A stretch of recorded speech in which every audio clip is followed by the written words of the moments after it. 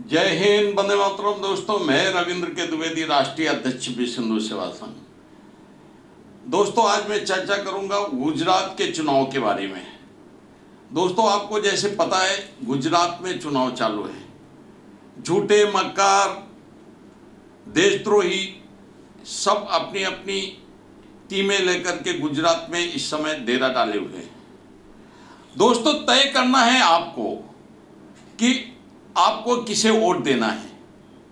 तय करना है आपको अपने भविष्य के बारे में, अपने बच्चों के बारे में और अपनी धन संपदा के बारे में। सही मायने में राष्ट्रवादी पार्टी कौन सी है, ये तय करके आपको वोट देना है।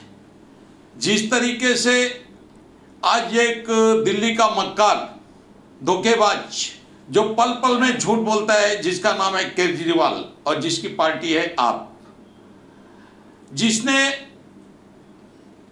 आज तक पिछले 8 सालों में कम से कम हजारों झूठ बोला होगा, लोगों को ठगा होगा, ऐसे मक्कार को आप वोट देंगे?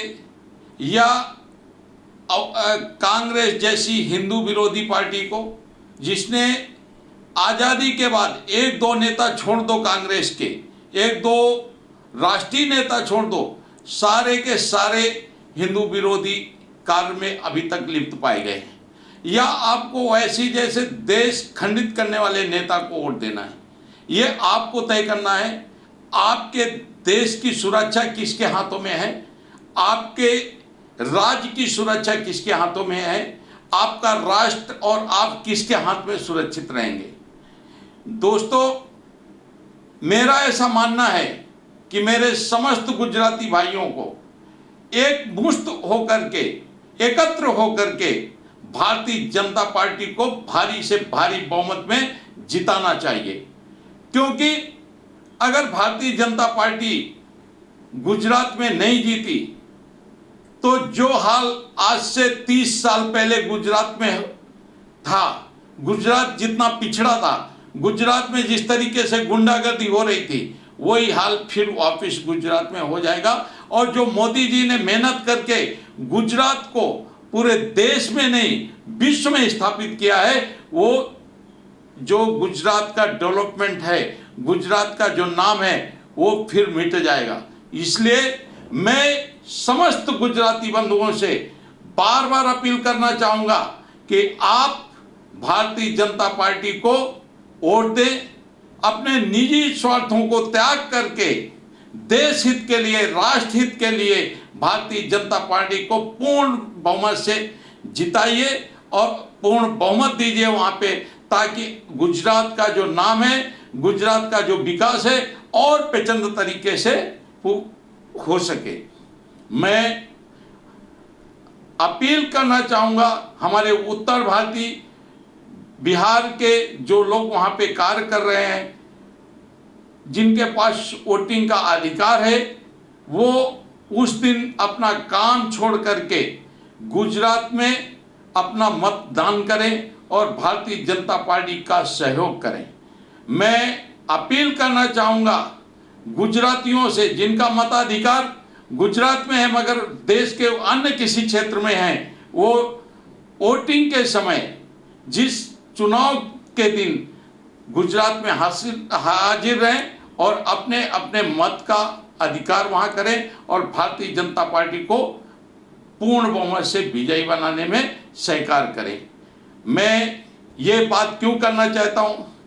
दोस्तों, इस मक्कार ने सबसे पहले तो जिस तरीके से झूठे वादे करके दिल्ली में कब्जा किया, और दिल्ली में आज हिंदुओं की क्या दुर्दशा हो रही है, हिंदुओं के साथ क्या अन्याय हो रहा है, वो आज पूरा देश देख रहा है। जिस तरीके से इसने वहाँ पे स्कूल डेवलपमेंट के नाम पर विज्ञापन किया, मगर चोरी छुपे वहाँ पे हजारों ठेकों के लाइसेंस बांट दिए ताकि वो कमीशन अपने जेब में डाल सके। जिस तरीके से अभी 2 दिन पहले इसके एक जो भ्रष्टाचारी नेता है सत्येंद्र जैन, वो जाकर के एक रेपिस्ट से मालिश करवाता है और ये मीडिया में आकर के बयान देते हैं कि वो थेरोपिस्ट है। इतना झूठा और मक्कार आदमी अगर सामने सफेद झूठ बोलता है तो पब्लिक को किस तरीके से देश की जनता को और दिल्ली की जनता को बेवकूफ बनाए। ऐसे व्यक्ति के बातों पे आकर के हमें बिल्कुल मताधिकार नहीं करना चाहिए। ये गुजराती तो समझदार है, फिर भी मैं एक बार अपील करना चाहता हूं कि ऐसा कार्य ना करें ताकि आपको दिल्ली के लोगों के जैसे पछतावा होना पड़े। मैं बात करना चाहूँगा ओवैसी जी की। ये दूसरा जिन्ना है जो देश में वापिस देश को खंडित करने के लिए जगह जगह पे रैलियां कर रहा है, और ये मुसलमान का हितैषी नहीं है। ये खुद के हित के चक्कर में खुद देश को खंडित करके देश का प्रधानमंत्री बनने का ख्वाब देख रहे हैं। ऐसे स्वार्थी और लालची व्यक्ति को भी किसी को समर्थन नहीं करना चाहिए, और मैं चाहूँगा कि मुसलमान बंधु जो राष्ट्र हित के लिए जागरूक हैं वो ऐसे व्यक्ति को बिल्कुल ही वोट नहीं देंगे। तीसरी पार्टी है कांग्रेस, जिसने जीवन पर्यंत शुरू से लेकर के अभी तक आज़ादी के बाद निरंतर देश में हिंदू मुस्लिम दंगे कराए हैं। ऐसे दंगा ही पार्टी को तो बिल्कुल ही देश में समर्थन नहीं मिलना चाहिए, और इसका जो बुनिया बिस्तर है अभी पूरा का पूरा बांध करके देश से विसर्जित करवा देना चाहिए।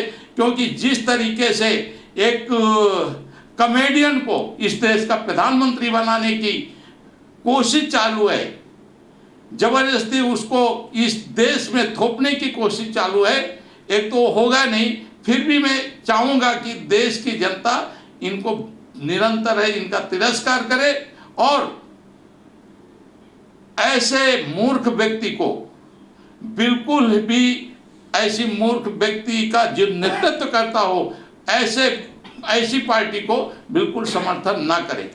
जय हिंद, वंदे मातरम। दोस्तों, मैं कल फिर किसी विषय में चर्चा के लिए बैठूंगा, और मैं चाहूँगा कि आप मेरी बातों को सुने और उस पर शेयर करें, कमेंट करें, और मुझे अपने जो विचार हैं उनको कमेंट के जरिए मुझे बताएं। बार बार आपका नमस्कार, धन्यवाद।